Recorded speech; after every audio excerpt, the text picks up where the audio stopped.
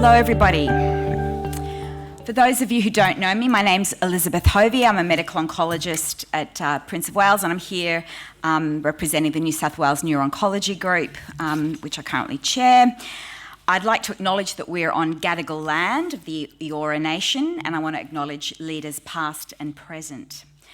I might just give you a little potted history. So today is being co-hosted by the Brain Cancer Group, New South Wales Neuro-Oncology Group, and BTAA, Brain Tumour Alliance Australia.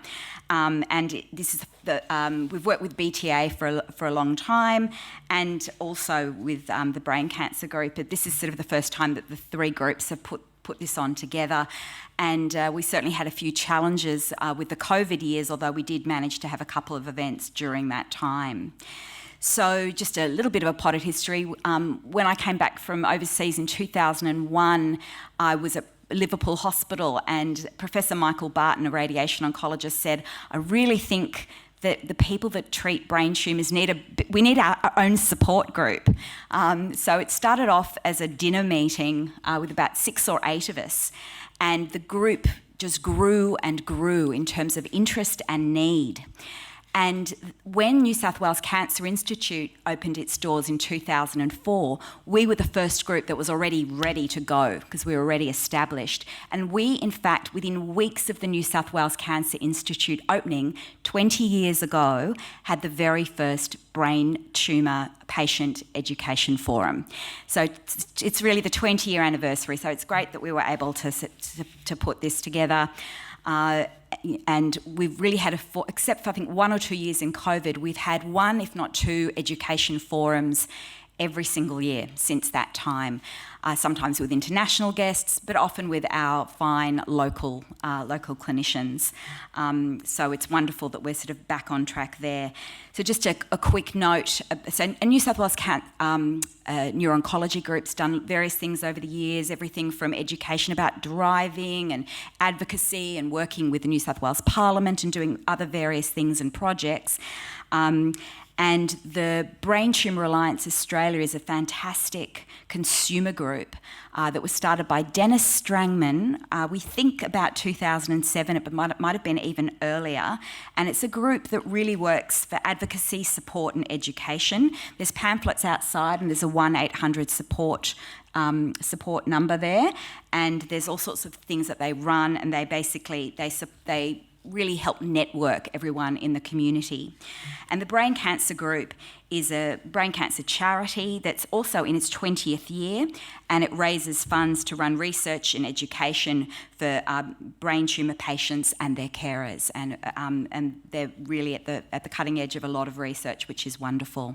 The other research group, which I want to mention already at the outset, is something called COGNO, the Cooperative Trials Group for Neuro-Oncology, and our leaders sitting down here in the front, NSWOG, and that's been a group that's been established after a grant in 2007, which is the main national group doing brain tumour trials and research, which we'll hear about later in the day. There's a lot on our agenda. What I'd like to tell you is that I think when you arrived, you got cards that you can write questions. So there's not going to be a question after each of the morning speakers, but there's going to be an hour panel session for all your questions. And it's usually my goal to get every single question addressed, even if we can't give you an adequate answer. But so please, think of your questions. As I mentioned to a few of you who are here early, try not to make the question personal. So please don't mention any doctors' names or exactly. Try and make it a general question that will be of interest to everyone. But and I'll certainly, obviously, will look after the privacy of any of the questions that get asked. So there's bathrooms just out there. Morning tea and lunch will be provided, and I look forward to a very interesting day. So, kicking us off is the person that most of our patients will meet first. Obviously, there's often a GP or an emergency room, but the first person to give people answers as to what's going on is the neurosurgeon. So it's my great pleasure to introduce Jacob Fairhall, who's a fine neurosurgeon who's done cerebrovascular and brain tumour fellowships, including in Toronto, and we've worked together for many years in Prince of Wales. It's my absolute pleasure to introduce Jacob Fairhall. Thank you. Good morning, everybody.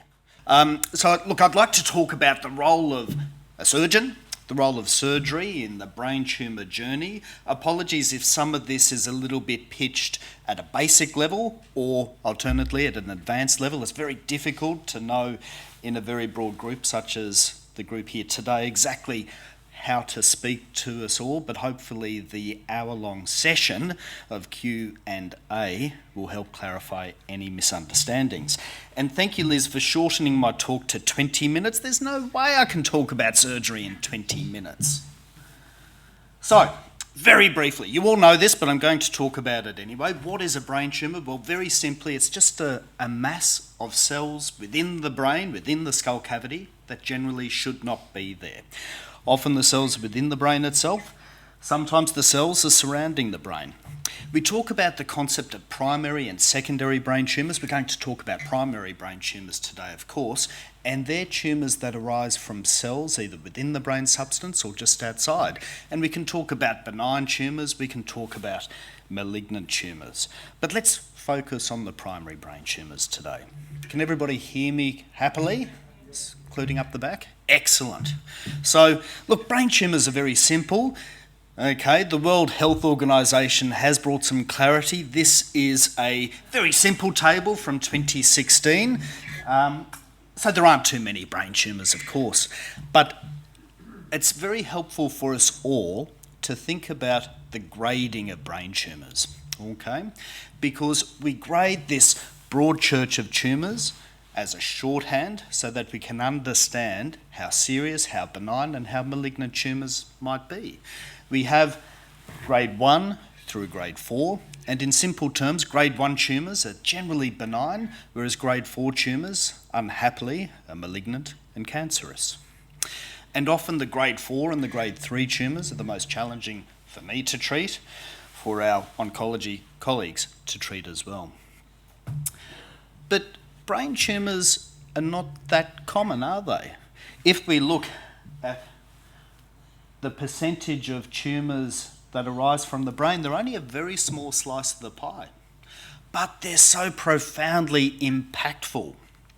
And even though they only form a small slice of the pie, especially tumours such as GBM, and I'm sure that most of us here today share patients, share relatives, or have a personal experience with GBMs. And GBMs have a profound impact because although they're rare, we only have about 250 to 300 cases per year.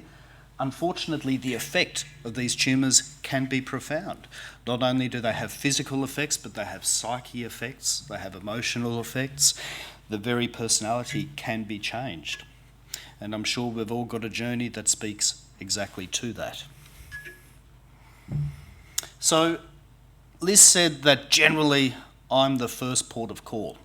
And it's true, but we usually discover brain tumours either because people might develop headaches, seizures, focal neurological problems, language problems, vision problems, or an alteration in their cognition. And increasingly we're finding people with tumours by chance. A CT is often the first investigation that's done by a GP. It's very simple, it's very straightforward.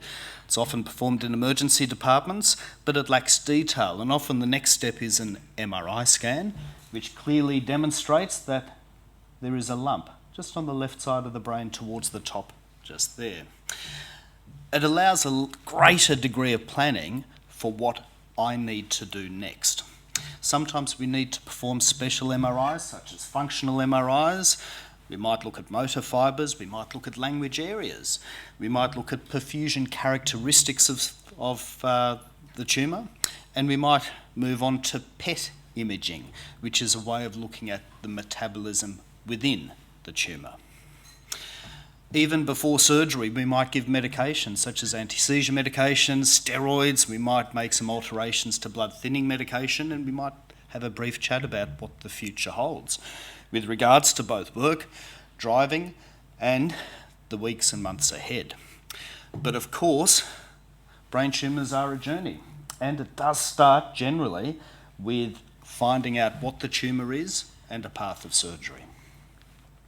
So, surgery is still the best and most important initial treatment for almost all tumours. We have several aims when it comes to surgery. We need to know what the tumour might be. We need to remove as much of the tumour as is physically possible, because that leapfrogs us into a much better position for further treatment. And for some tumours, especially those grade 1 tumours or even grade 2 tumours, we can cure tumours through good surgery. I'll move on past benign tumours, because with malignant tumours, we talk about the concept of gross total resection. And in simple terms, the concept is changing this scan just here into this scan just here, where we remove that enhancing portion of a malignant tumour and we leave a cavity where there's no radiological enhancement or change surrounding the tumour. But of course, this concept of gross total resection, it's a bit of a misnomer, because there are always cells surrounding a tumour beyond where we've operated if the tumour is malignant. And that's why Michael Back, Sue Coe, Liz, Annette need to come into the picture, because we need further treatment. And location and surrounding structures are always key in terms of what we can achieve with surgery. So when I'm operating on a tumour that may be malignant, it can be very challenging to differentiate between the normal structure of the brain and what is abnormal, differentiating between normal brain and tumour. And we have certain techniques that do help us.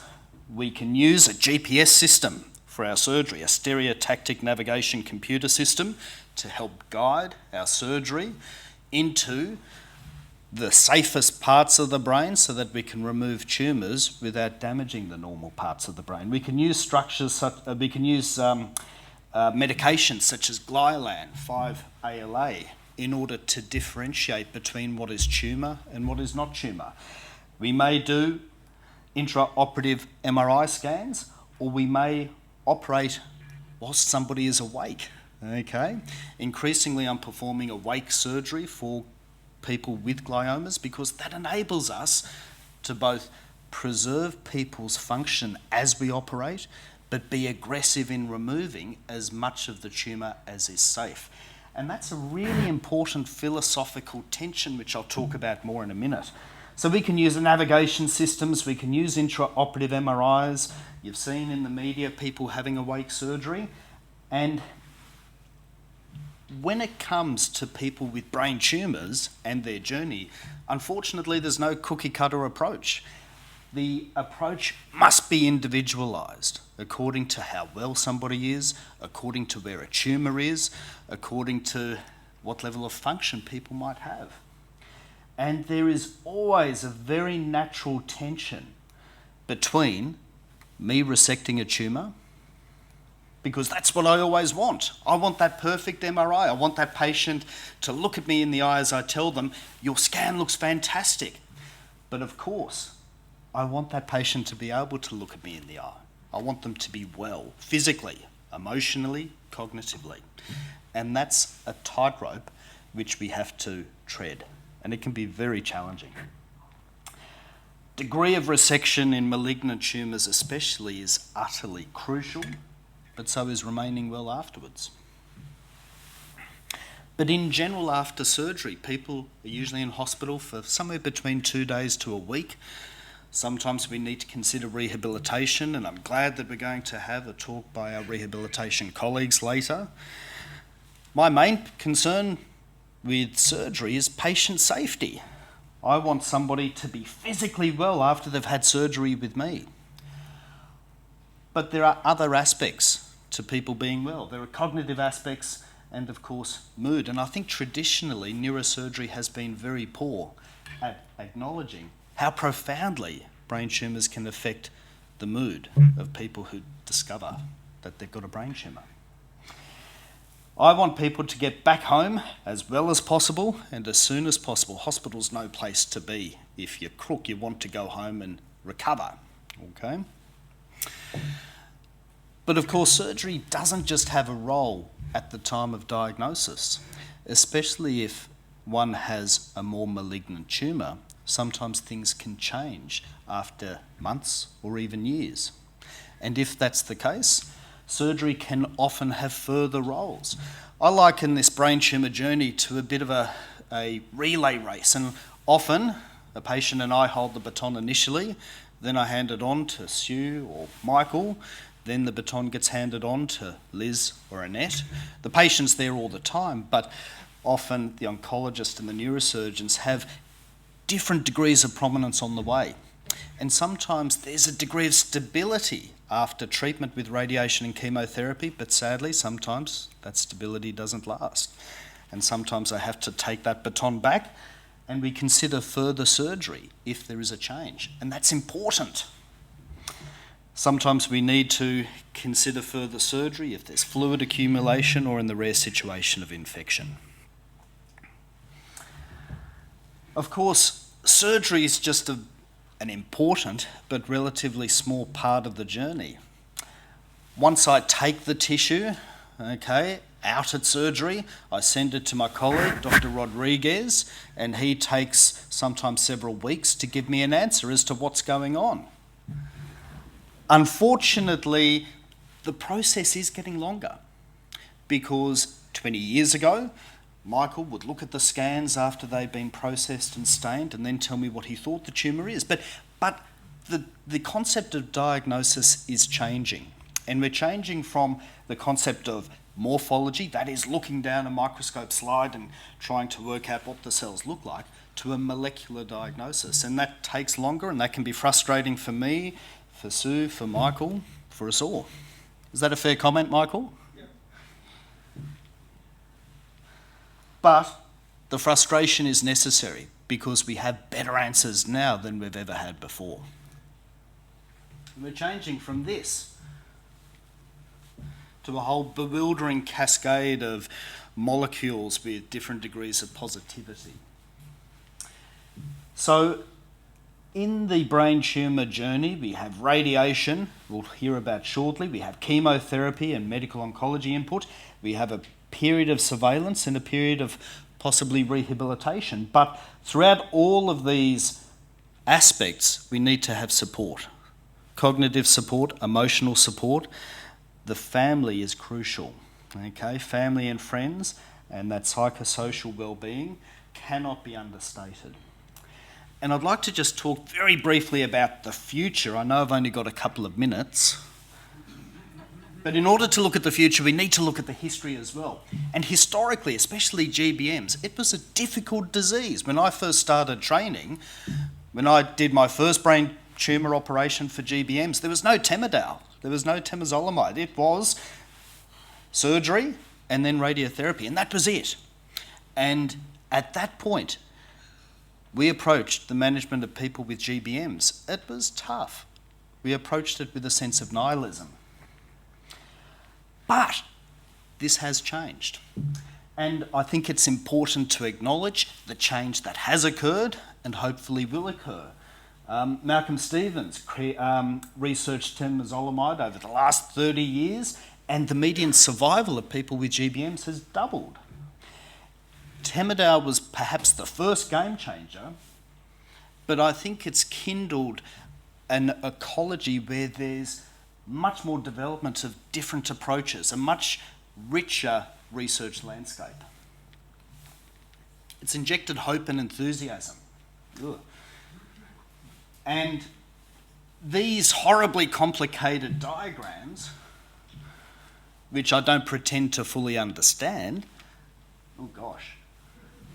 enable a bit of a treatment shift. And whereas we had the old shotgun approach with a bit of surgery, a bit of radiation, and now a bit of chemo, I think that the concept of more targeted treatments does have a bit of promise.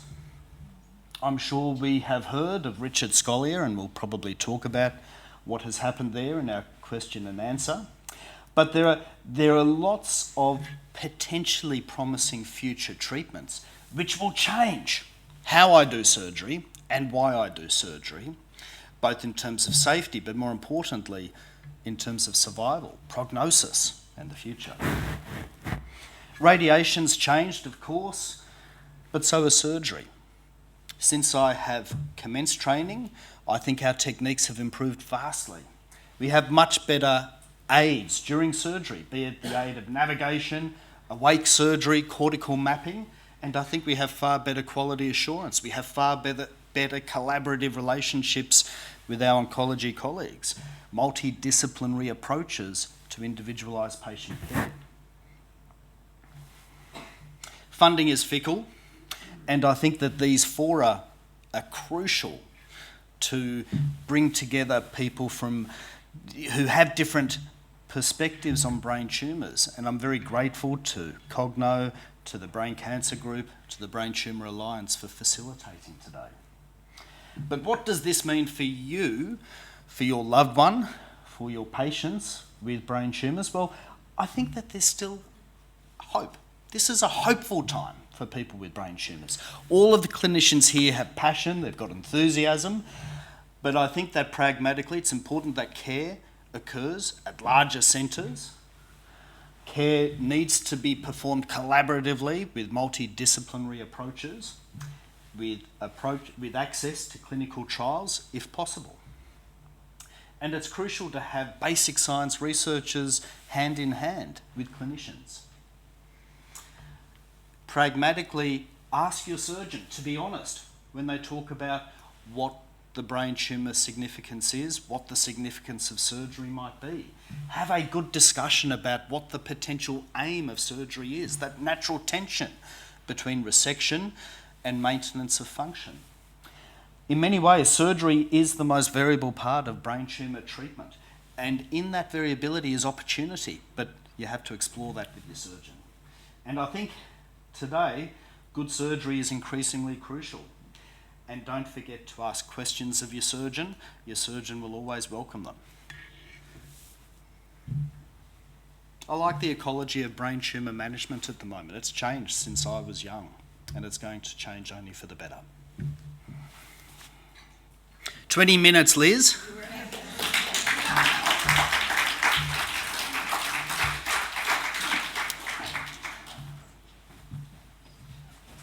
Thanks, Jacob. That was a tour de force.